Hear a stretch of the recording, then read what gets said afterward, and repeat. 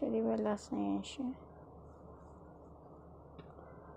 So, puputulin siya natin.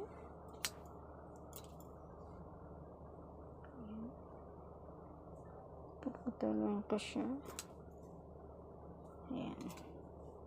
So, di ba last na yan siya? So, ang gagawin natin is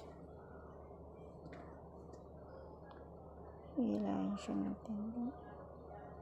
Ayan. Ayan. So, yan na siya guys. Ayan. Ayan. So, yan na siya. Ayan. Yung pinakadulo. Tapos, ito naman yung pinaka-umpisa. Ayan. So, nilagyan ko na, sinampulan ko na siya ng pinaka-tassel niya.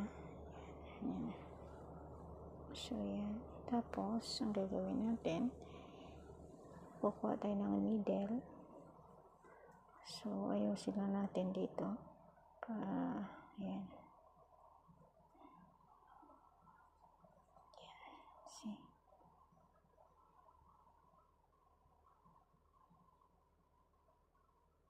Kasi ito masyado siyang maluwag. Ayan. So, hilahin siya natin. Ayan. So, tatahiin siya natin.